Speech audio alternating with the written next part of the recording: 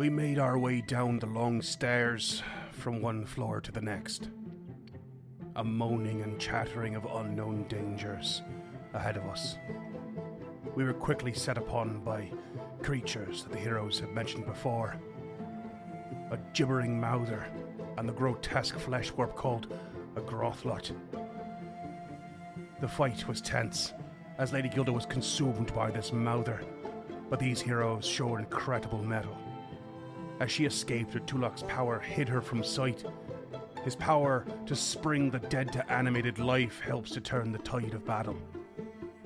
Kruka and myself do our best to land desperate, deadly blows, and we eventually achieved victory once again. It is exhausting.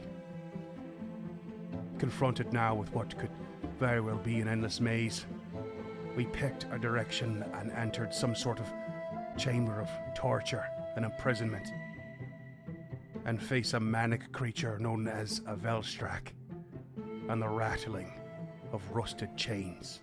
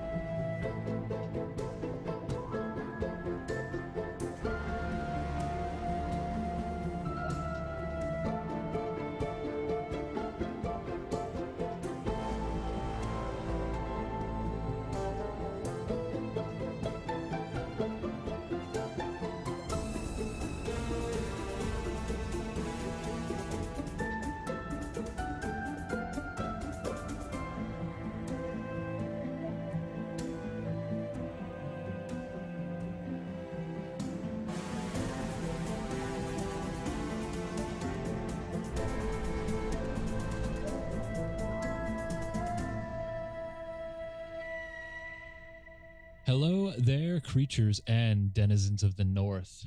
James here with a favor to ask of you. We want you to go out and tell a friend about one of our shows. Word of mouth is so important for a burgeoning network like ours, and each and every one of you can help us grow just by mentioning one of our shows to a friend, a game master, or someone on the street with a cool shirt. We'd also like to remind you that we've got a free public Discord where some of our most dedicated fans hang out at unchartednorth.com/Discord, and we'd love to hear from you. And if you really like what we do, you can help us create these shows and get some cool rewards in the process at patreon.com/unchartednorth. That's it. Thank you so much for listening, and we hope you enjoyed today's episode. All right. Hello, ghosties and ghoulies. Yeah, that's right. That's you, listeners. I don't know why I picked that for my intro, but welcome to the show. Why are you calling them names? That's not nice. Yeah. I like that you have to tell them. Like, the part of the joke is you informing them that that's what you're calling them. That's my favorite part of the bit. I'm so happy. I love it. Jokes are always better when you have to explain them. I didn't have to. I just chose to, okay? I think that's why it's so good. Yeah. Put a little stank on it, as I like to say. You do like to say that. You say it all the time. Well, speaking of ghosties and ghoulies, today I was thinking about irrational fears and phobias. Everyone, get ready for some fucking trigger warning here. Does anyone This here is the one you went with? Does anyone here have a phobia or an irrational fear? I do, have, yeah. As far as I know, I only have healthy fears. None that are irrational. Yeah. All right. Well, let's Mine are- come and swing in with James because he sounded like he had something for us. So like there's this specific group of insects called vespids that I'm just freaked out by. Moroccan cockroaches specifically, like I cannot look at. I get like paralyzed with fear, but the whole group of vespids really fucks me up. Roaches, centipedes, millipedes. Vespids are defined as scavenger insects. So any insects that really scavenge for food just really kind of creep me the fuck out. How did you do with the first Men in Black movie? Not great when I was a kid.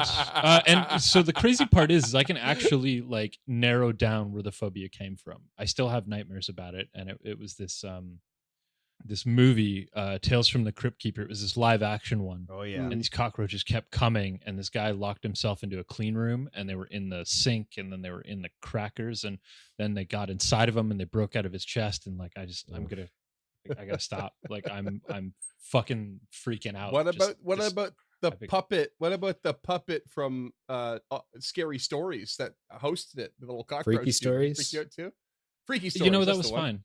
Yeah, Okay. that one was fine. But if we're gonna talk puppets, the Goosebumps Night of the Living Dead dummy ruined things with glass Oh, man. eyes. Oh yeah. I am also terrified of anything with a glass eye that's not a human being. Oh man. Freeman.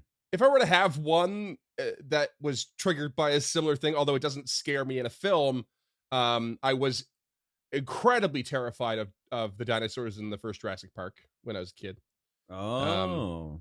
But we watched it over and over, so I would be scared. I remember running to my room and hiding under my blankets when the T-Rex came out. Not so So So you clever. don't have an girl. irrational feel of dinosaurs. So if a dinosaur like popped into the city, I would argue that maybe I would be very, very, very, very, very, very scared, like frozen in place, kind of scared. I don't know if that's a phobia per se, but the only other one that I remember being scared of as a kid too was the film Arachnophobia, which turns out is actually a comedy. So I worked at Blockbuster. It was the comedy section. Yeah, both of them are I comedies, love and they're when those both things fantastic. freak you out as a kid. Yeah. Like, do you remember but, there was a Mad TV sketch called When Babies Attack? Babies attack. Oh yeah, and it was Mad TV, just absolutely played for laughs. But like they'd throw Right. babies out of a tree, like a baby doll out of a tree at somebody, and have little like red Oh, God. eyes and sharp teeth on the baby dolls. Well, I mean, honestly, like nothing, not even spiders. I'm kind of. It honestly, for me, it depends if I'm gonna be freaked out by something. It depends on my anxiety levels for the day already. They don't get triggered by these creatures, but rather if my anxiety is already feeling a bit high, then I'll be like a little more jumpy around, say, a spider or like a centipede or something like that. But if my anxiety is really low, I will stop and go, "Oh, that's so cool," and I will like get kind of close and just like watch it and look at it and like can't get enough of it.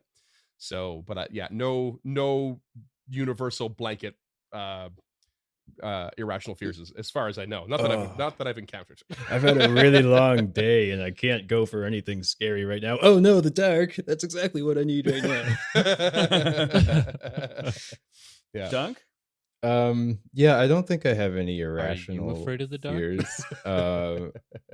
I really, really hate the idea of like gross fingernail stuff. Like the scene in the ring, you're watching a videotape of horrifying images that kill you in 7 days or whatever. And one of them's like somebody pressing their finger onto a nail and like the fingernail pops off. And just the idea, the thought of fingernails coming off is the worst thing for me. So I'm really, really, So really that touchy time on I that. had I filmed my own big toenail being removed. Yeah, did not I watch shouldn't it. show you that. I did not watch it.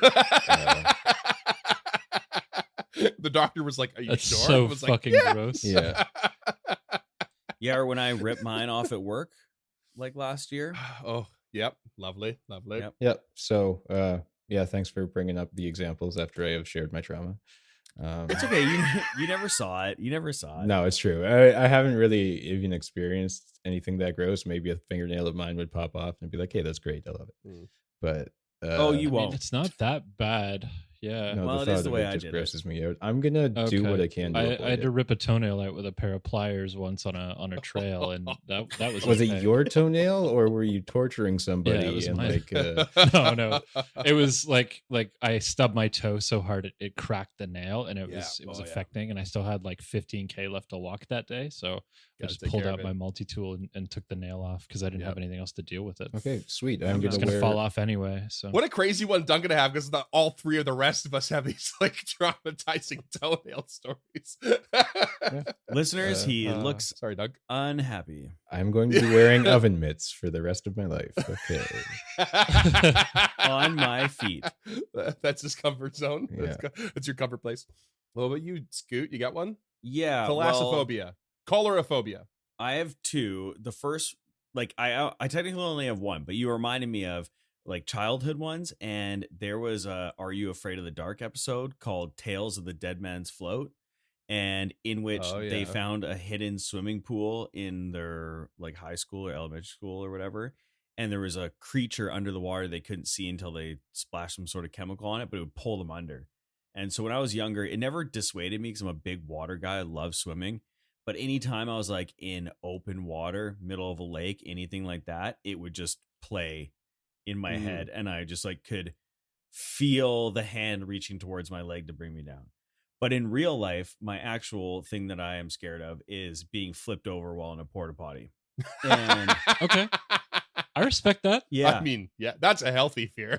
But the thing is that I have to go in porta potties almost every day because I work in construction. Oh. It's working in the And city, so it's like I'll be in a whole there thing. and you can hear the backhoe moving just feet away. And I'm like, if this fucking thing knocks this thing over, I'm going to lose it. I was at Rifflandia Music Festival in Victoria and almost got in a fist fight because someone started shaking the one that I was in, and I kicked it open in his face and was about to rumble yeah. because Oh, I went into man. straight fight or flight mode. Oh, Right. fuck. That's- So anyways, That's I don't want crazy. the doo-doo or the blue water on me. But yeah. those are my fears. So So I have two Gross. separate friends who have irrational fears of being caught in an elevator while they have to pee, to the point where the male one will not take an elevator less than 6 stories unless he has an empty water bottle. And the female one, I've just never seen her get on an elevator like in our entire oh my time. God. That's Like I've known her hilarious. for almost 10 years and she's never. I stayed at the top floor of like floor 38 of a Fairmont once, and she came to visit, and we had to walk the 38th floor. You Jesus can Christ. Because she conceivably just would not. crack the door and just go down the shaft, could you not? you could. I don't know the Generally. logistics of the female anatomy that well. Oh, not for her. Yeah, that I would imagine. just, you should need a Yeah. hose and a Oh no, funnel. no. For him, yeah, No yeah. problem. Yeah. That's an irrational fear for sure. But every time I get into an elevator now, it like itches in the back of my mind. I was like, what if? Do I have to pee? Like since meeting them, those are my first 2 thoughts as the elevator doors are closing, and I'm like, those are not good thoughts to have. Those are dangerous thoughts. Yeah. And you can cut this, but I got stuck in an elevator after Skookum Music Festival at night, like coming out of Stanley Park. You have such shit luck at music festivals, Yeah. man. And a bunch of us were in there. There was like 8 of us in there, which is obviously why it stopped working. But the way that you watch every single person in there crumble or accept the situation in a different way was wild.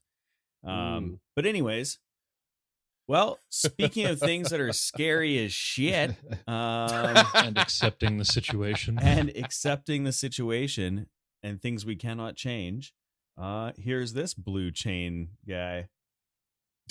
Yeah, the old blue chain guy. I heard they had a Um, residency in Vegas. Ayo. Oh, Celine? No, I got nothing. No, Got Blue that, Man got Group, that. not Celine Dion.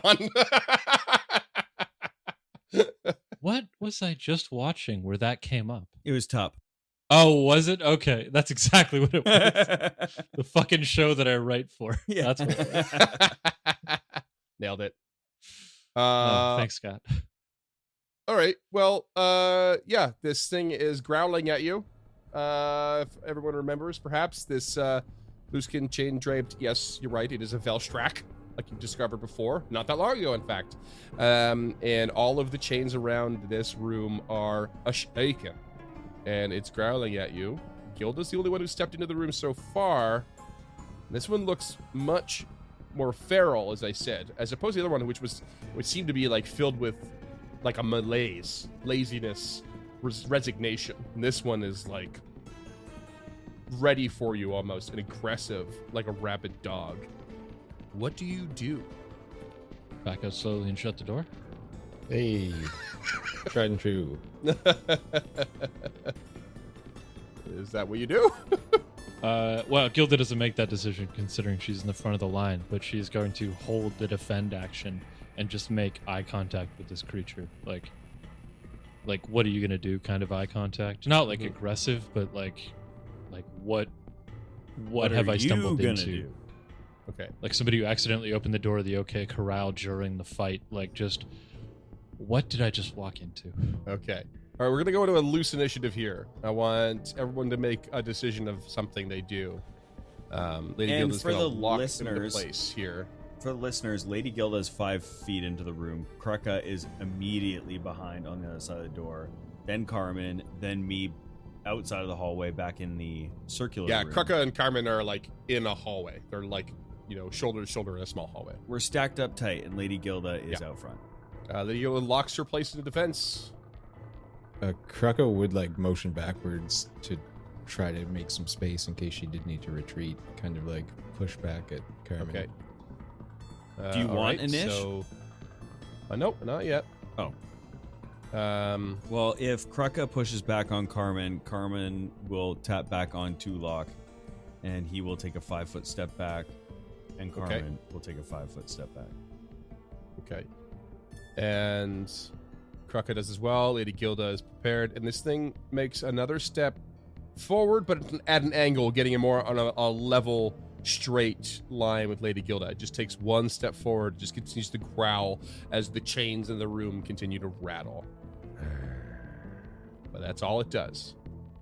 What's our plan here, folks? The chains are starting to rattle, and this thing looks a touch more feral than the last. I don't think we'd be able to reason with it even if we wanted to. Tulok Gilda? can't even see what happened, so he's around the corner.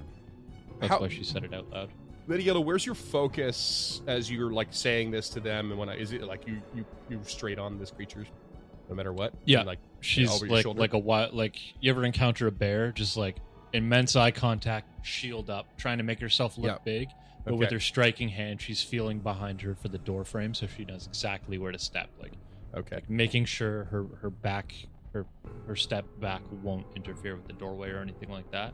Okay. But also not So- taking her eyes off this creature. So I've rolled a perception check for you, and you are unable to meet its eyes because its eyes are not on your face. They are on your person, though. They seem to be looking at your belt. Something hanging off of it. Oh, what charm did you have? It's probably the whip. Ooh. Oh. This was probably the whip that was used to torture these creatures. She will take the whip off her belt and throw it over here. What? Okay. So you toss it onto the floor, and the creature's eyes follow it, and just like, and it goes a step forward a little bit, but then it just hangs back, turning its eyes back towards you now. Not really It's the quite whip. sure what to do. This creature does not care for the whip, so I've rid it of my person. And we need to decide if this is something we're going to engage, if the doors to the north and the doors to the south here are of value to us, or if we're just going to keep on our way. We have a means of escape now, but I would prefer to explore this room. Perhaps we can skirt around her. I have my doubts, but you're welcome to try, and she will take a 5-foot step to the south. Okay. Away from the whip, in the opposite direction. So she throws the whip to the north, and she steps 5 feet to the south. Krucka, you're coming back into the room a bit with Carmen. Yeah. Krucka will take the 5 feet back west. Okay. And as you do this, the creature takes a step a little bit forward again, but this time to the north, kind of keeping opposite the big hole and metal grate over the hole from Lady Gilda, and a little bit more towards the whip. It doesn't really move far, and its eyes are focused on Gilda now, but occasionally flit over to the whip on the floor. Does Gilda Gilda keep holds pushing? fast. Nope, she holds fast. She's done what she wants to do, and she's waiting for you guys to decide if this is something we're going to engage or if something we're not going to engage. Okay. Krucka will step into the room. Okay. Carmen, bring up the back a bit with Tulok, and Yep. the creature, notices you guys piling in now, but does not budge. Again, everything's just rattling, and this creature is still growling, and it's, again, feral, but it's not coming at you. It's not engaging you. I originally thought that we should just fucking kill this thing, but then you put on this weird kind of sad music, and now I just feel bad for this thing. So I'm just like, let's just push through. Playing with your mind. Without turning his back to it, Krucka would like to step around Lady Gilda towards the southern doors, Okay. but just keeping eye contact with the Velstrax and kind of trying to put on a calm demeanor. Yeah, and it's just it's in constant shifting defensive stances as you make moves it might not expect, but otherwise most of your movements it just like eyes you and keeps its distance. And Carmen and Tulok, just step in, following. Gilda will use a single action to activate the bracers of dashing. Okay. How often can you do that? Like once a day? Once a day. Yep. Okay, Cracker's Alright. gonna go to the door to the south. That's almost all my once per day abilities done. Yeah. And to the door to the south, and everyone's following very gingerly. And you crack the door. Cracking the door. Crucking the Okay. door, as it were. Cracking the door. You crack the door to a 10-foot wide hallway that goes quite a distance south, approximately 80 feet south, where immediately to the east and west are double doors on each side. A little bit further down to the east is a corner that turns to another 10-foot hallway, and right by there, there's stairs that go down underneath a bridge. So there's a 10-foot wide bridge that would go over your heads as well, and at the very end of the 80 feet is another double door. Various bits of debris and scrap metal all over the place, but otherwise it is just worn down. You're not like practically a proper maze at this Okay, point. he'll just motion with his head at the others and step into the hallway. 10 feet. Carmen Gingerly. and Tulok Carefully. follow. Lady Gilda taking up the defensive follows and covers the door, not taking her eyes off the Velstrix. rear. And Can we do like a sense Takes where it's motive, as Tulok's passing through the door on what he thinks this thing is up to? Is it mad to see the whip? Is it sad to see the whip? Because, we took that from the other Valstrax. Did we kill that? Does it know that we killed that Valstrax? Yeah, you get the feeling that the one thing you could tell is that this thing is its mind seems to be farther gone than the previous Velstrack, and you kind of, I don't know, what you do get is that the whip has some sort of stopping power, whether that is through its hatred towards it, or its familiar towards it, or its want of it, you don't know, but it had some sort of stopping power. The fact that it was on Lady Gilda's belt, she went in first, you might have got lucky there. Ooh.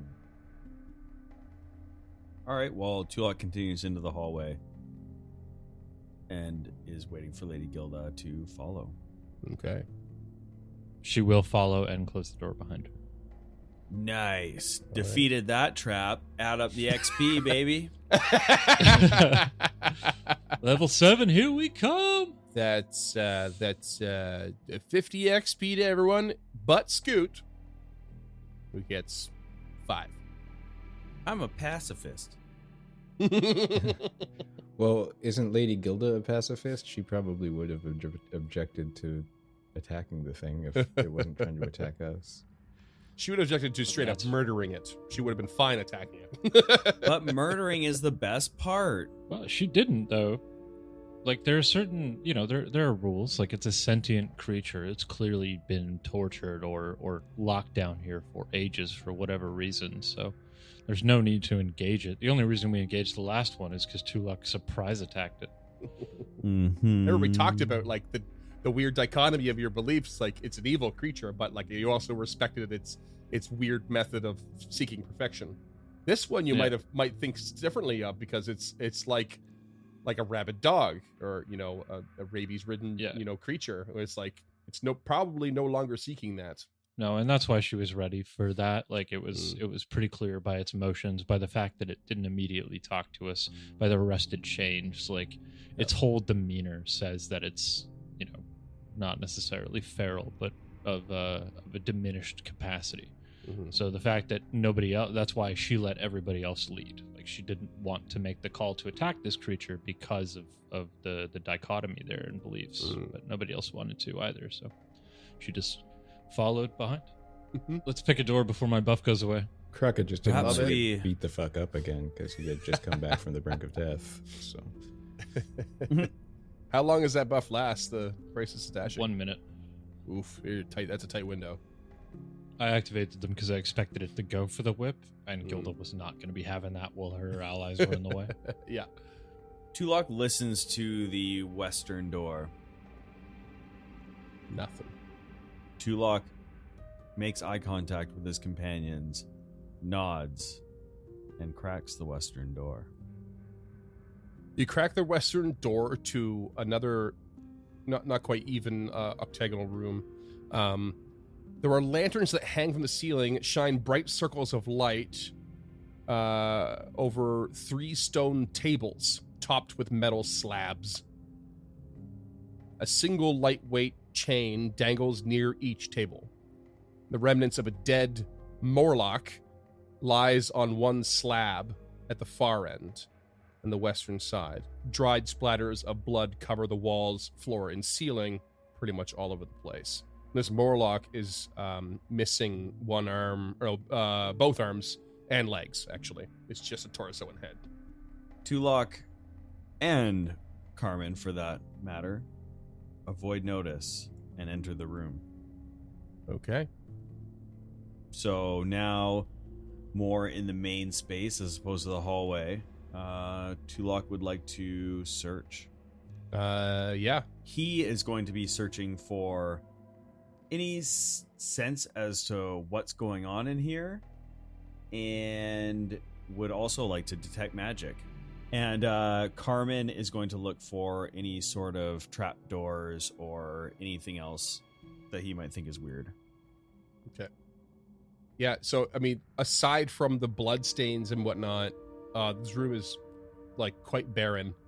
Just these metal slabs on stone tables, the dangling chains near them.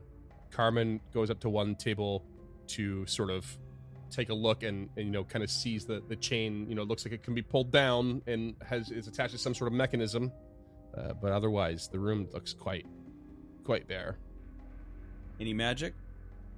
Yeah, you detect magic, but you quickly discern that it is the lights that hang above each table. They're just permanent magical lights. Can Carmen determine without pulling it what he thinks the chain would do? Have to do a probably either crafting or thievery check. All right, he's gonna go for that thievery check then. He is a rogue who is also a blacksmith. This is his thing. Yeah. Except he has no crafting, which is a little bit of a That's fucking kick in the horseshit. dick. He has no crafting? Really? Yep. Oh, what the hell? There's an oversight, Paizo. And I love how he's also, Damn. they made him a rogue just because he steals that sword. So typecasted. Maybe it's because of his roguish good looks. Hey! Oh. That's a 4 on the die for a 19 thievery check. 19 thievery. Yeah, to him it's clear that it activates something for each table, which probably seems obvious anyway, but like, yeah, it looks like it might have something to do with repositioning the tables. He pulls. Okay. Northern one. Oh boy. Pulls the northern one, and the slab sort of folds down from the underside and tips, and there's a shaft that leads down to the floor below. So essentially, it would just drop a corpse down. Basically. Classic corpse hole. So this appears to be a really Classic strange... corpse hole. Classic corpse hole. God damn. Yeah, it appears to be a really, really interesting, not so sanitary or maybe even ethical surgery room. No. This place is so full of ethics. This does not Tulok look would like sterile. to... or ethical. Sterethical. Tulok moves to the table with the Morlock on it, and we'll just see if there's anything else to be gleaned from it. I think Okay. at this point he's a more or less lock. Hey! Oh. That joke's definitely been made before. Yeah, it In some capacity, I swear. Okay, that's And good. That's called a I'm callback. pretty sure it was up for Freeman. one of the... So- it was 10 points for callback. Okay, so you step up to the corpse, and it looks like it's been dead for a while, and it probably died in tremendous agony. And its lolling tongue just like hanging to the side and its eyes like totally blank. And you go up and you take a quick look at it and get a little bit closer, and there's this green glow within its eyes, within its dead eyes, that starts to sparkle. Can I roll an occult check to see what that is? Just pull the fucking chain. I was going to. That's my next move. Yeet that corpse. Green immediately makes me think of Otari, but also we need to know if something's down there eating the corpses. So yeah, you roll, but you I rolled a for you there, but you don't know. You've never seen anything like it. And nothing and is and then there's happening this like other sort of green shimmer all along the body now that you're close. I mean, Tulok would just want to study this and know what's going on. Like, this is... He's, like, trying to figure out if it's a spirit, if it's a haunt, if it's... I don't know. Whatever else it could be. Is it Have a something for that, heightened don't you? version of gentle repose? Rough repose. Tulok will just watch what happens. You watch what happens, and it sort of shimmers here and there, but without anything particularly happening. It's kind of once in a while, but it's really obvious to you. And the more you think about it, the more you think, like, is this a spirit? Is this a ghost? Is this a haunt? Your spirit lore starts to conjure up a bit in your mind. And you're trying to pinpoint what this could be. And you have just enough time to step back maybe 5 feet as the realization hits you that the spirit of this creature has probably formed a specter. Oh, that's not good. And it is sitting under a bright light, which is holding it back. Well, was holding it back. Oh. So we're going to roll for initiative as it begins to slowly rise out of the body. I shouldn't have run away from the Belstrax. If it's anything like the D&D Spectre, this is not going to be a good time for us. You might be in trouble here, lads. You might be in trouble. And here's what rises out of the body, guys. This is the image. Oh. Ooh. That is fucking amazing. That looks like the cover of a Dimmu Borgir album circa 2004.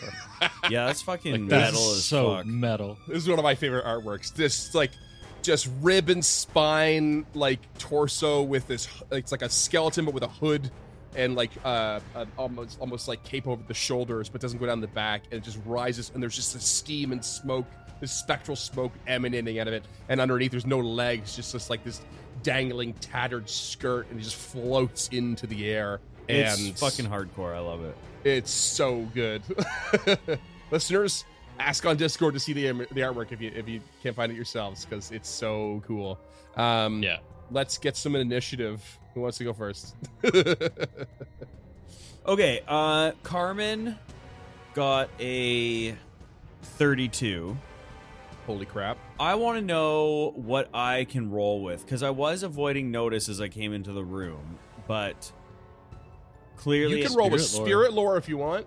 Can I unless roll with a lore, or can I just roll with occult? I'm giving you permission, but I mean, is your perception better? Yeah, but I mean in Foundry. Oh, I don't know. But we can just Jimmy rig it. It's fine. Yeah, Okay. you can. You should be able to. Just click to check the drop-down menu. Also, you No. definitely rolled with stealth with Carmen, and there's no way that's the case. That should be a perception. Oh, why Carmen was avoiding notice? Yeah, but he was fiddling with the fucking thing and stuff too. Oh, come on. I think once you pulled the thing and moved the table and activated a mechanism that made a fair amount of noise, I'd say you forsook your avoiding notice. Okay, Carmen has a 27. Okay. Tulok's going for. I just rolled a spirit lore. Does that work? Okay. It would be the same. Yeah, that's fine. I'm and ready it was a for natural 20 for 30. Oh. Nice. Very nice. Very nice. Trucka? 24. Okay, Lady Gilda? 18. Not great. It's okay. She's not mixing it up with a specter after throwing away her ghost touch whip. No fucking way. That's so funny. Do you have ghost touch on your fist right now or no? No, it's still no. It's always divine unless I say otherwise. Okay. Disrupting. Oh, So we disrupting. can wait until tomorrow, and I can make it ghost touch. But no, it's always disrupting unless I say otherwise. I mean, you could still hit this thing with, but it just, yeah, you're at a bit of a disadvantage.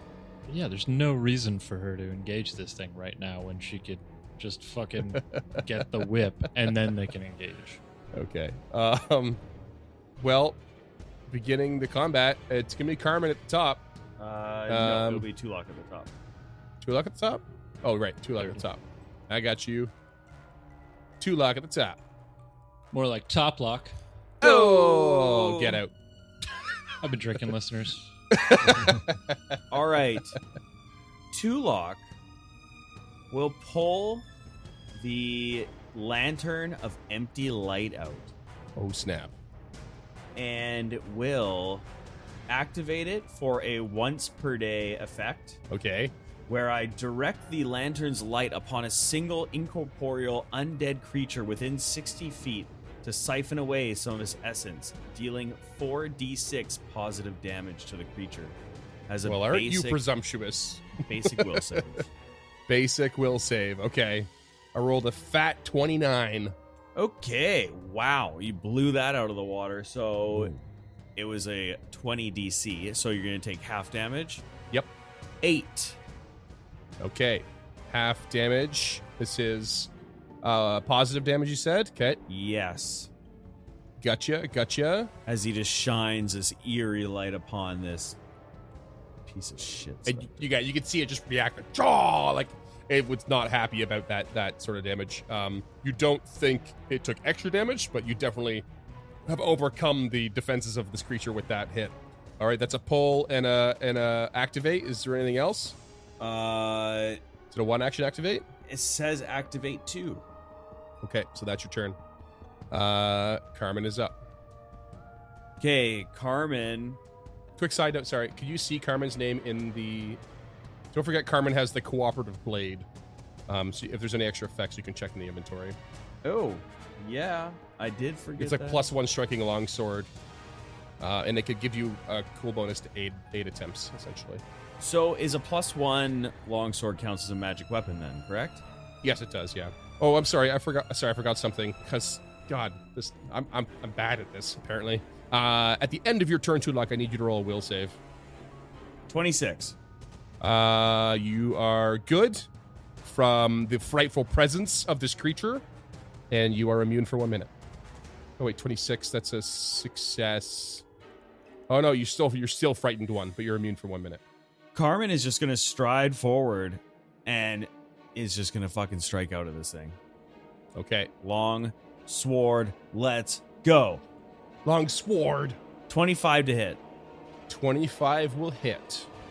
15 points of slashing damage. Okay, does not all go through, but manages to strike true. And he will attack one more time. 19. That's a miss. Am I using Carmen to protect Tulok right now? Who knows? Right, you ghostly creature, leave my friend alone. With the power of I know friendship. your friend, right? Is that okay? Okay, next up, Krucka. Okay. Krucka can almost get to flanking position, but not quite. He is going to take his first 2 actions to do a sudden charge Nice. to the north of the creature and strike with the butchering. Okay. Sudden charge. 2 Yeah, movements. sprint, dash up to your foe, stride twice, and your movement immediately. Yeah, cool, sweet. For some reason, I was thinking it had to be like a straight line, but nope, you're good. Oh no, he's ducking and You weaving. barrel in there. I love it. Serpentine. Yeah, ducking and weaving. 34 to hit. Holy fuck.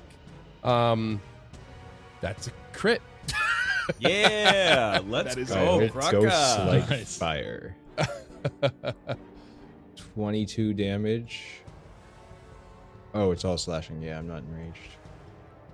Okay, 22 damage. That ghost is on That's fuego, magical, so baby. it is going to strike, but it is going to be not all going to go through. Good solid hit, though. I'm fucking doing this right. God damn, it's complicated with incorporeal creatures. As far as I know, if your attack's magical, it hits. But unless it has certain properties, it doesn't get through its DR. And then if it's not magical, it's like got double DR and shit. But I think we're good.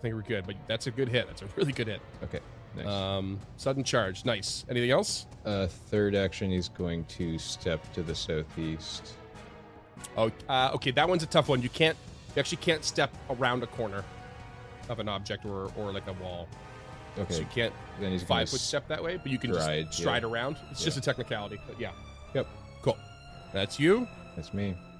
In the flesh. Okay.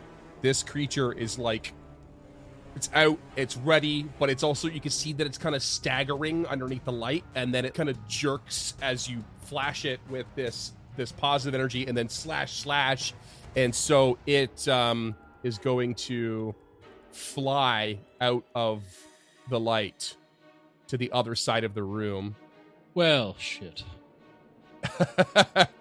which drops its clumsied and slowed conditions.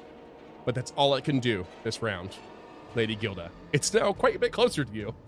I know you're about to retreat, but or call for one. I don't really have a choice anymore. Hmm. So first action will be to stride. You couldn't just leave him alone, could you fucking specter? And then Don't she call will Tulip punch that. with a 34 to hit. 34? Oh my god. Now that it's out of the light, not a crit.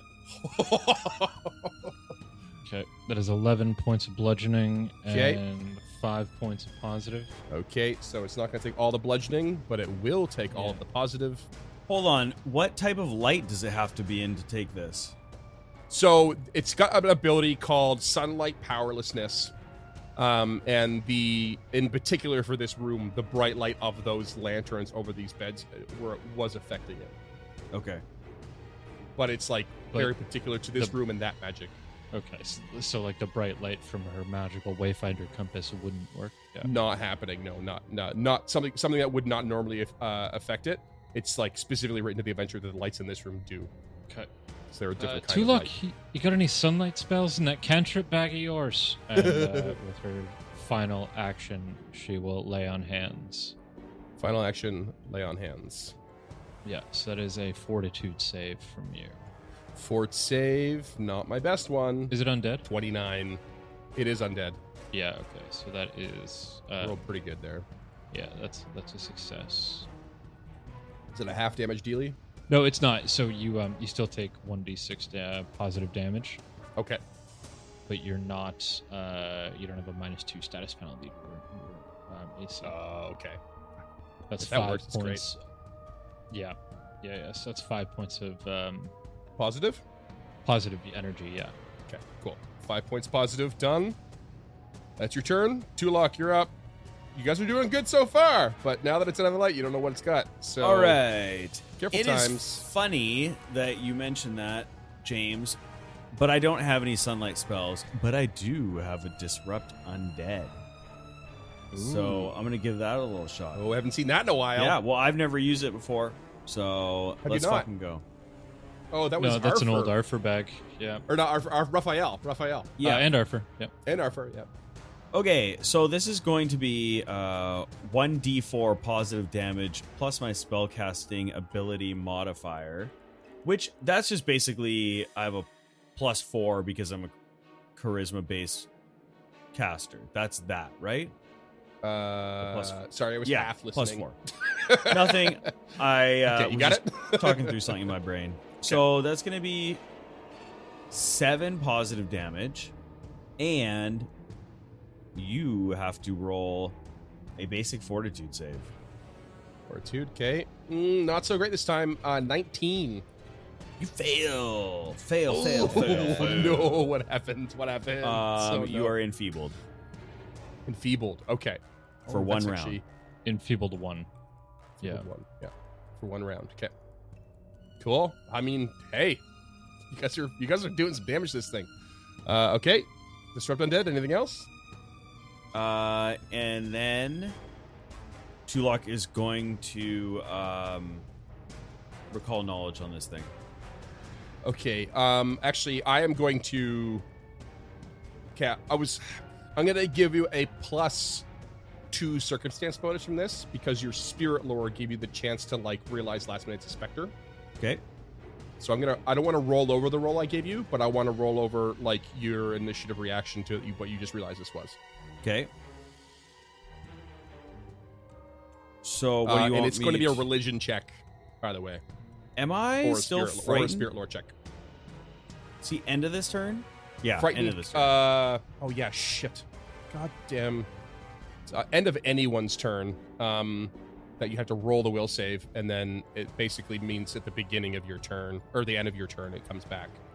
So can I get retroactive Krucka and Carmen will saves, please? I'm so bad at that shit. 25 from Krucka. 25 from Krucka, that's a success, but you're still frightened 1. And Carmen? 17. Fail, so he's frightened 2. But we're gonna not bother figuring out whether he still hit. It's fine. Will save end of your turns, okay? Okay, but when does it go away is the end of my turn, correct? It goes away at the same time you got it. So at the end of your next turn. Copy that. Which you would have, yeah. But now everyone, Lady Gilda, you need to roll 1 too, yeah. 17. Okay, so you would be frightened 2, but it goes down by frightened 1 to frightened 1, and then at the end of your turn it goes down again. Yeah. And then, yeah, shit. Why did I even go through all this bullshit?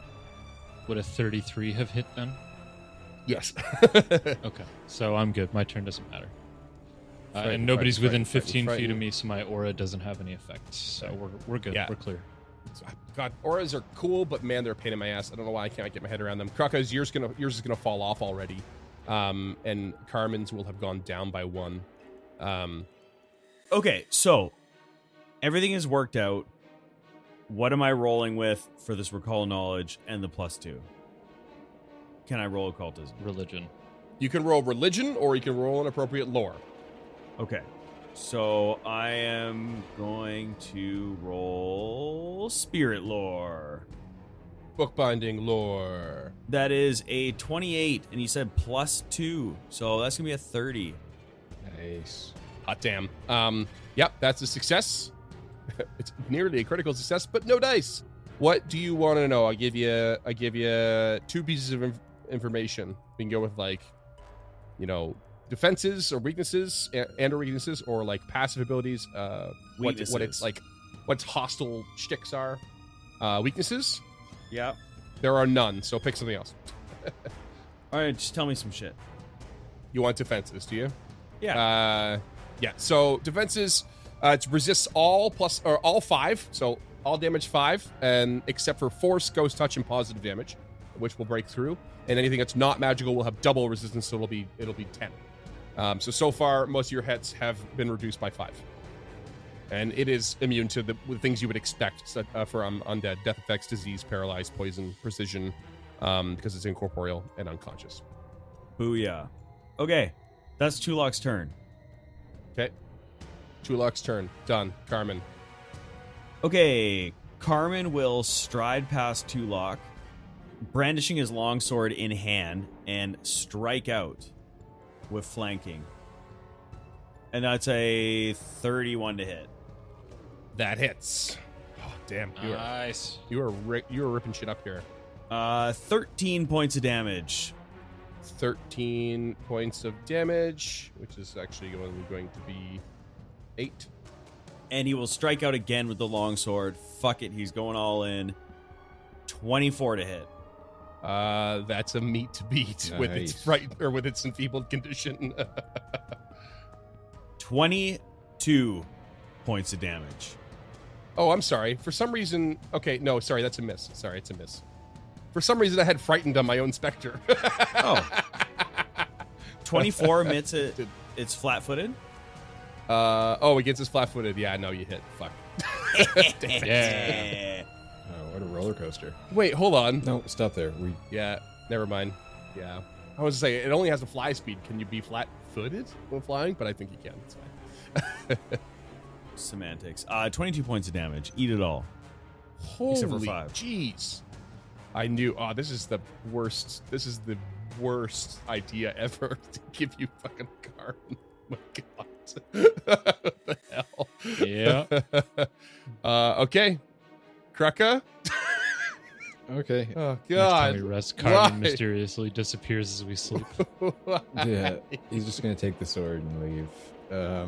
Wait, hold on. Will saves. We forgot will saves. I No, forgot. you're all immune. You're all immune Oh. after the first time. Okay. Very good. Sorry. If I can't handle auras, you better be able to handle auras. You can't handle the auras.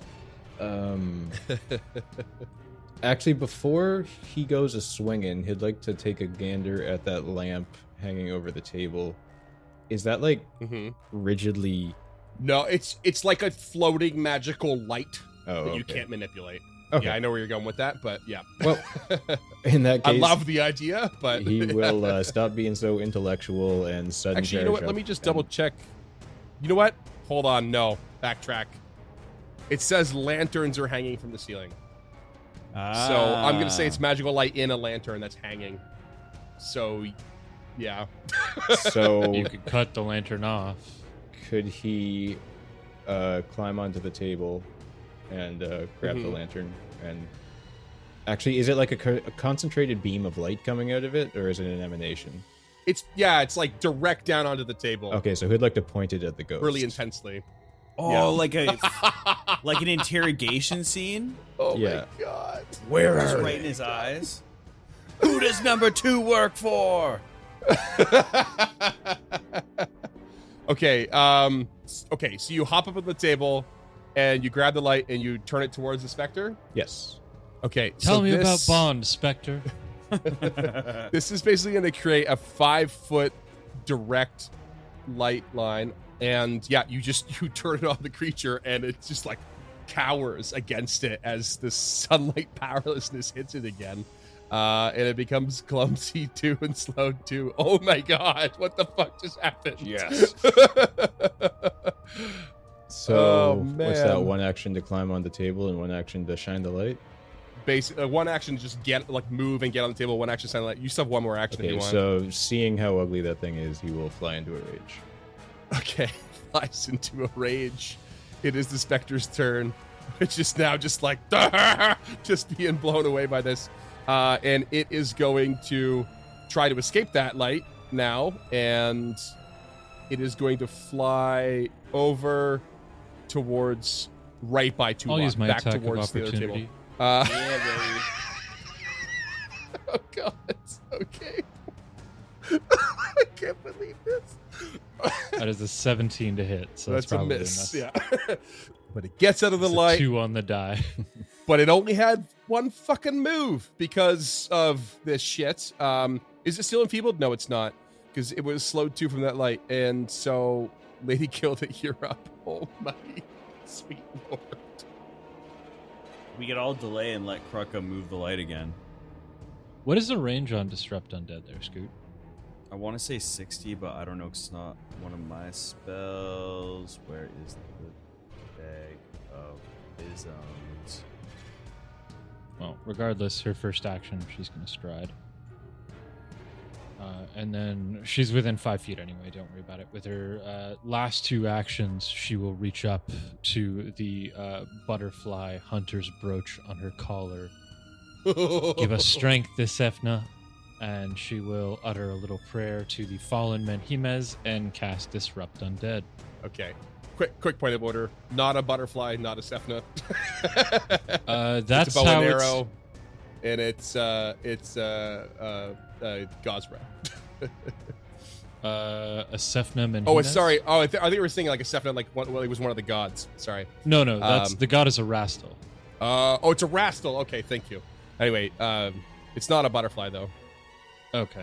Yeah, just that. At least that point of order. It's like it's like a deer and a bow. Oh, Mixed in okay. Yeah, together, sorry. yeah. The image is very tiny.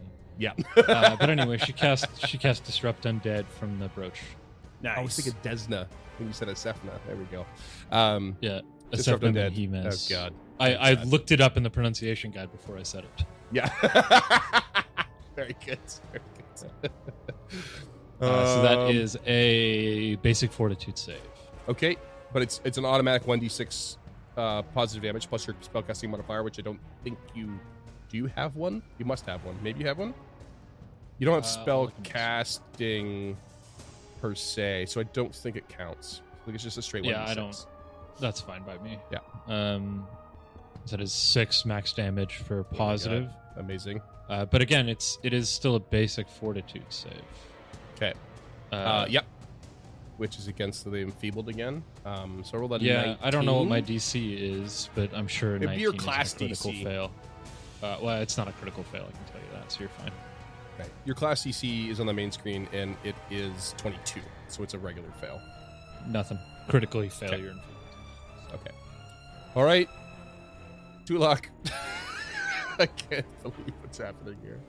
All right. Tulok raises his hand that isn't holding the light and will just point blank in the specter's face cast magic missile for 3 actions. Where's the staff you're holding? This I don't hold the staff. Never used it. Where It's in is the it? bag of holding. It's in the bag of holding. Oh wait, hold on. Let me check. Just It double is. check. I looked. Yeah. Okay. That was my first stop, was the staff of necromancy. I like going through you guys' inventory, just a heads up. Yeah, bag of holding. Okay. You cast, what was it again? Sorry. Magic missile. Magic missile. Thrice.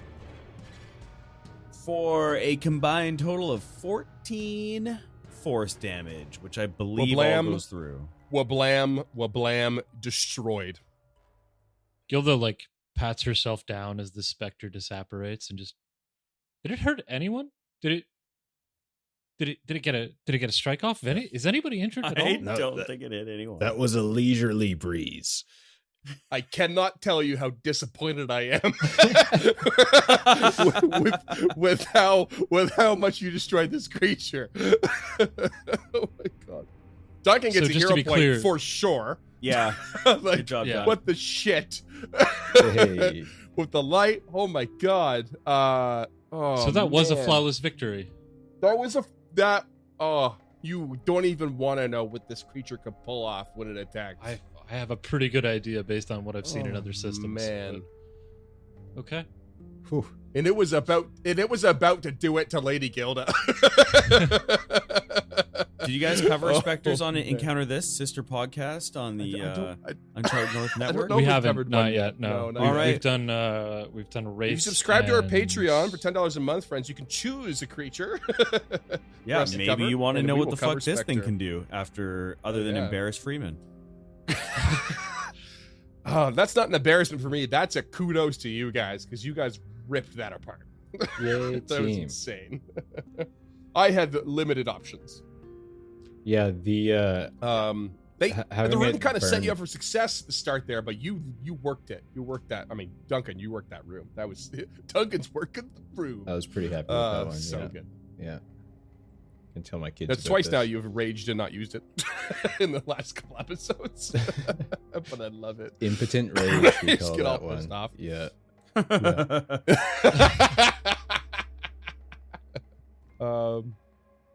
Well, you destroyed the Spectre. You're in this room. There's shafts that can lead below each table to the floor below, but otherwise, and before you ask, so you don't hear or notice anything. You can't really see anything from the shaft below, so you're kind of in the dark there, as it were. What do you do next besides rip this place up? Did Gilda goes back to the hallway, taking the defend action to watch their flank. Okay, I mean, if there's nothing in the room, then there's nothing. Yeah. Tulok Okay. will move with Rajani, both avoiding notice, and he just looks at Lady Gilda and head motions towards the door across the hall. before they go, Krako would like to pull the mechanism and yeet that body into the level below. Oh yeah, sure. Does so. And just like that torso and head just slides in. Pull the other one on the way by. Just a wet thud and nothing else. Okay. Basically, yep. Neat. Just satisfying his book reading curiosity.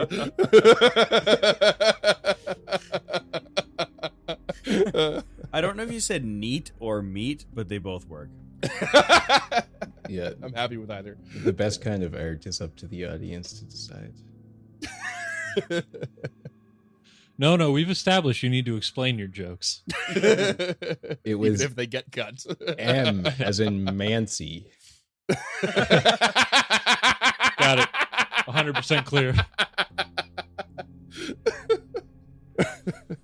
All right. Also, Yes, go. solid. It's low-key Archer reference. Yeah, it's been an Archer heavy night. I guess Gilda listens at the door. Listens at the eastern double doors in this hallway and hears nothing. Carmen also listens at the door. He would. What a show off. Undermining Gilda's authority. Hears nothing. Kruk is scouting. Here, behind sweetie, him. let me listen. Yeah. This needs man. Let me tell you ears. why I do it better. Like a real dick. Actually, all these years at the blacksmith, my hearing's not so good. Okay. She open. You crack the door to a strangely shaped room that's not terribly large, and it is filled with shelves of dusty bottles and surgical equipment, lining all around the walls. There are cobwebs and dust that fill the whole space. It appears as though it's been untouched for quite some time. The center of the room is a solitary pushcart. Point of order, it's chirurgical equipment. That's a callback. Hero point. Oh yeah, I'll take it. Nailed it. just because Duncan groaned at that, it made me happy. Okay, Gilda steps in. Steps in. Tulok stows the lantern and follows. There's just a whole bunch of shit that hasn't been touched in a long time, but a lot of it seems like, or some of it seems like it could still be in some reasonable condition. I'm gonna start searching around. And 2 specters. And, yeah, and 2 specters. And it's pitch black and it puts out all your magical lights. No. You guys want to pop a detect magic and search the room? Maybe we'll get a set of +1 healer's tools or something. Done and done. Caleb's oldest Detect son. magic and search the room. Detect magic and search the room. You quickly determine that while this stuff is a bit beyond your purview, it might have been a little bit more useful to Physic, in fact, but having hung out with Physic for long enough, you know that there's a number of alchemical reagents in this room that would actually have some value if sold back at least back in Otari to Crow's Cast, to Magilloy. And so there's some alchemical reagents here worth about 10 gold altogether. Okay. There's also 2 sets of healer's tools. And funny you said it, James. There is a set of healer's tools expanded. Woohoo. So they would give you a +1 item bonus to your checks. Not magical, but I item tools. don't need it. I'll put the reagents in the bag of holding for sale. Yeah, we're not going to use those without alchemical crafting. It takes like 3 days to make anything. Yeah, just sell them. My God, why can't I remember his name? What's my little backpack buddy's name? Oh. Oh, hello, sir. My name's Duffy Bindleford. I can't believe I have to keep reminding you. It's so rude. Oh, I'm sorry, Duffy. Miss It's Caldry Scott, had much who's an better idiot. manners. And Now, don't put yourself down. Don't call yourself anything I wouldn't. and Tulok was just like, here, why don't you have these? And stuffed some alchemical reagents down his sweet, sweet throat.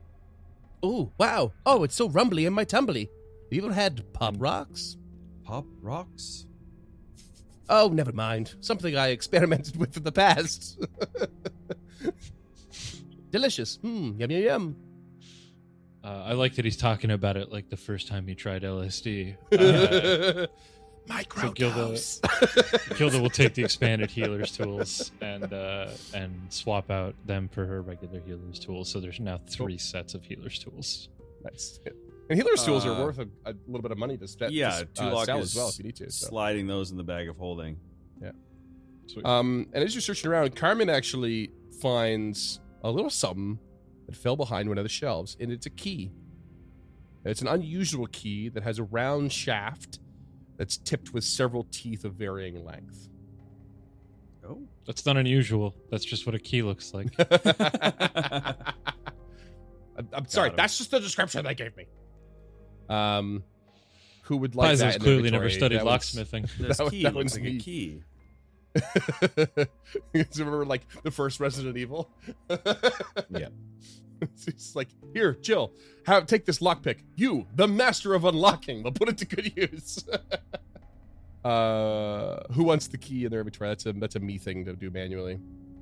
I'll take it. It's fine. I normally enter doors first anyway. It's simply called round key.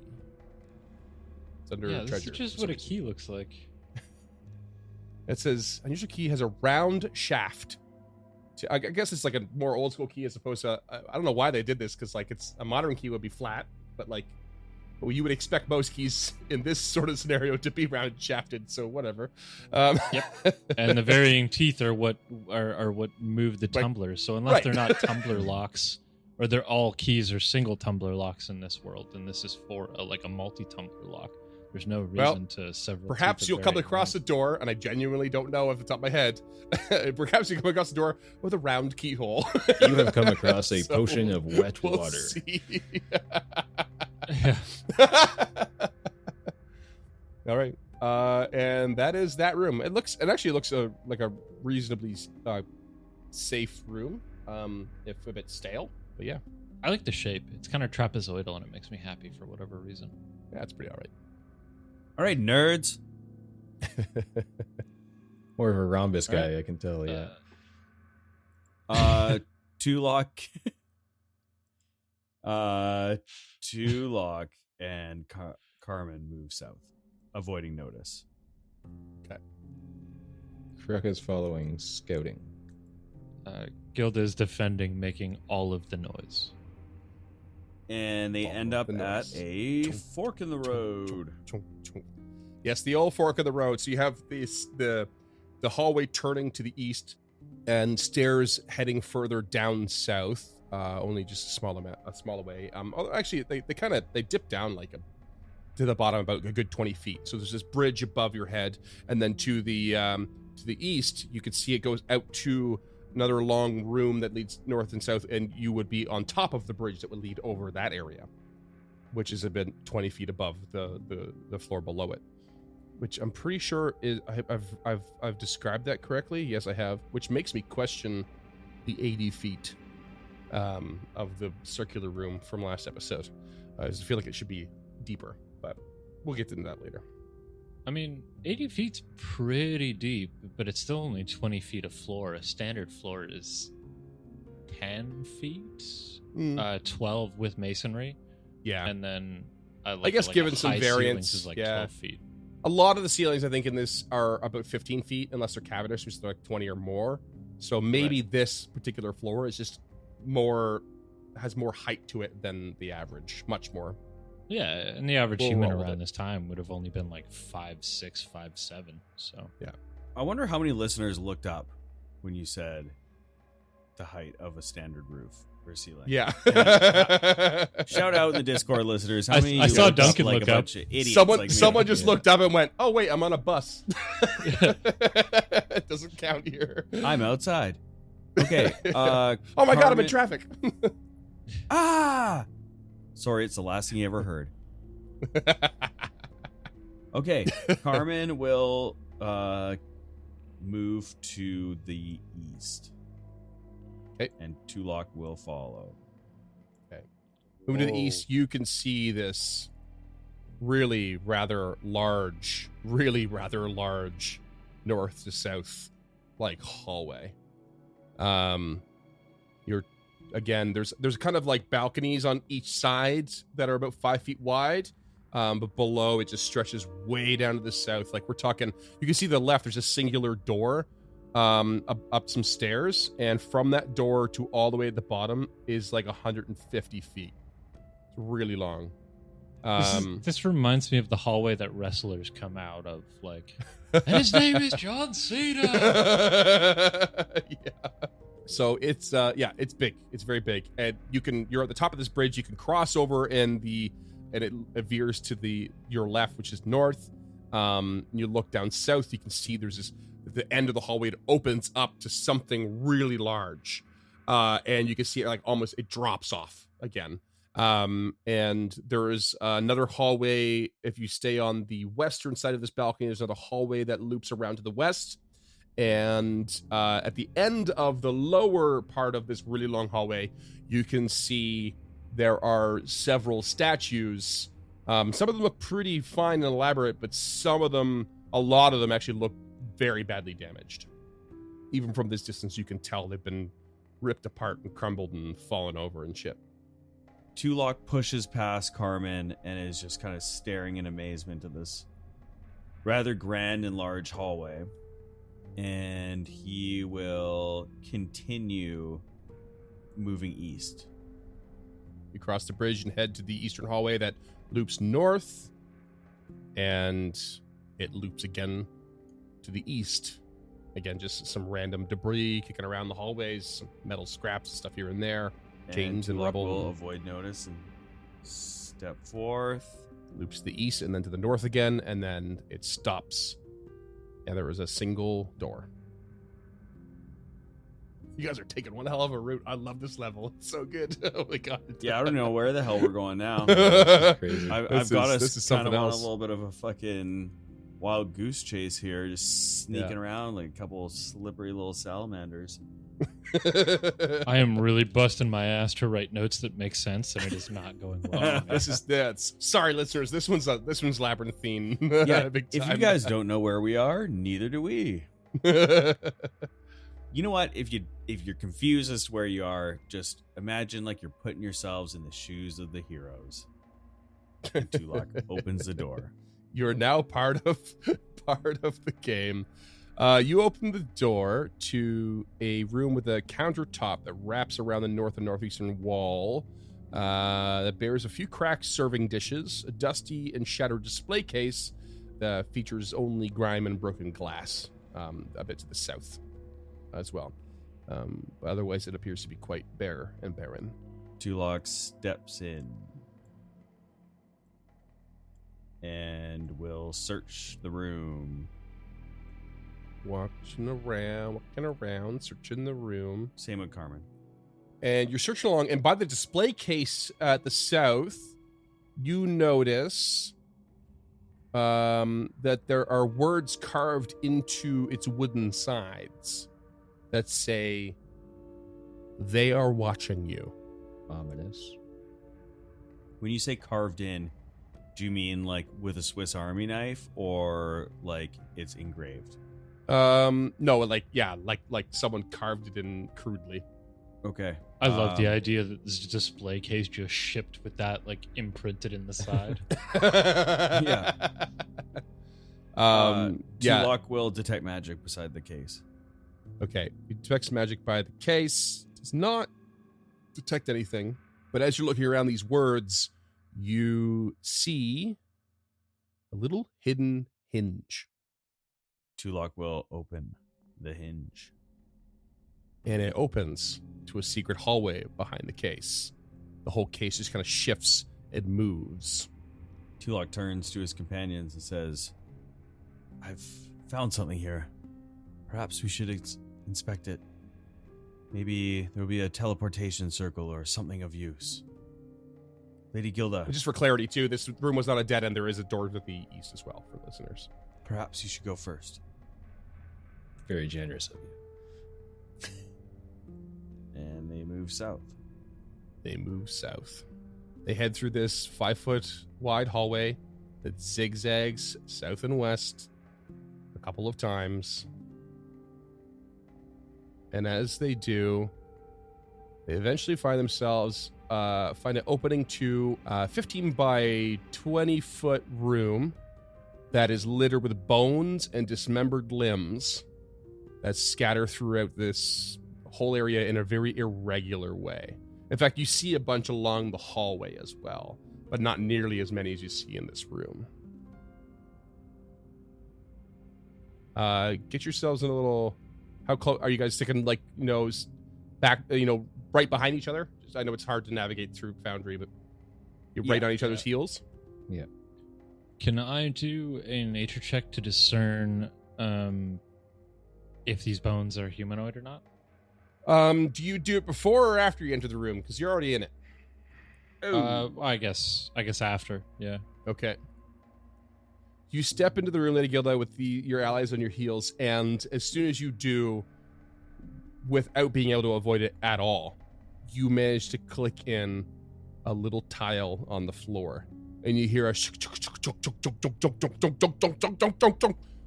as a mechanism starts shifting all around the room and in the hallway behind you, and you can hear it echoing around the other hallways. You can see a hallway that peeks out to the south and loops around a bit, and there's also one that's obvious to the east in the middle of this room, and it just chunk, and suddenly these scythe-like blades pop up. And that's what we're going to call it. Oh, boy. Oh, boo.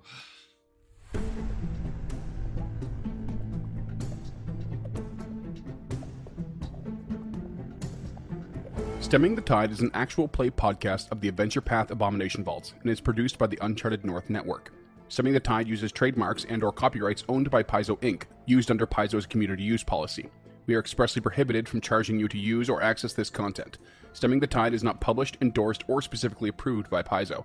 For more information about Paizo Inc. and Paizo products, visit paizo.com. Music is composed by Will Savino and artwork by Greyhood.